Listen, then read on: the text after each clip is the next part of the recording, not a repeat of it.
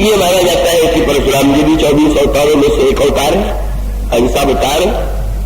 सारी कथा बड़ी सांकेतिक और ये है कि जब दोनों ही श्री राम है, दोनों ही ईश्वर के अवतार है, तो दोनों ईश्वरों में विवाद कैसा, टकराहट कैसी, और दोनों में अंतर क्या है।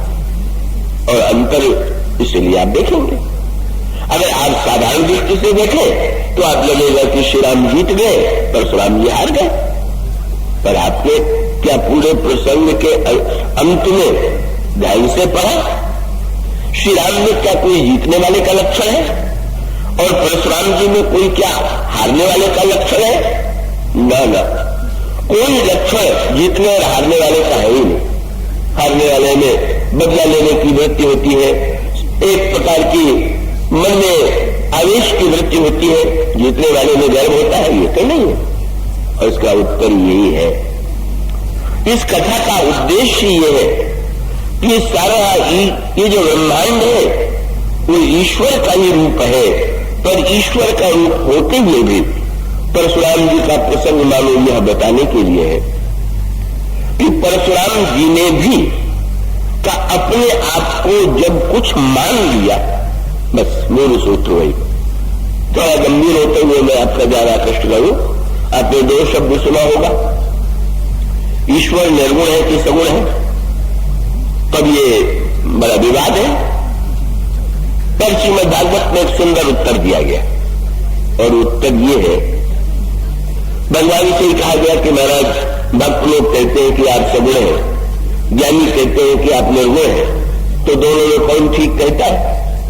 तो उन्होंने कहा दोनों ठीक कहते हैं। दोनों कैसे ठीक कहेंगे?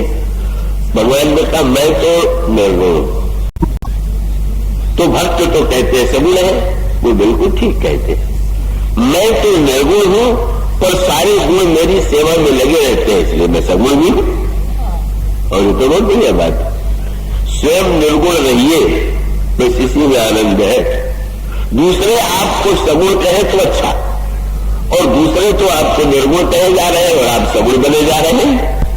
ईश्वर के संदर्भ में नहीं, हम बड़े गुणवान हैं, हम बड़े विशिष्ट हैं, हम ये हैं, हम वो हैं, सामने वाला कहे आप कुछ नहीं है, तो भाई भगवान ने तो बहुत बढ़िया बात कही। भगवान ने कहा मैं तो निर्गुण हूं, मुझमें तो कोई गुण नहीं है। अगर गुण होगा तो गुणाभिमान होगा, गुण होगा तो परिच्छिन्नता होगी, गुण होगी तो सीमा होगा। इसलिए भगवान ने कहा मैं तो नहीं हूं।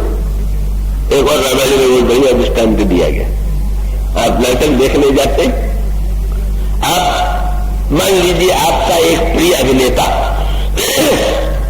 उस नाटक में कुछ किसी रूप में आया होगा, आएगा ही, आपने देखा, आपको बड़ा आनंद आया।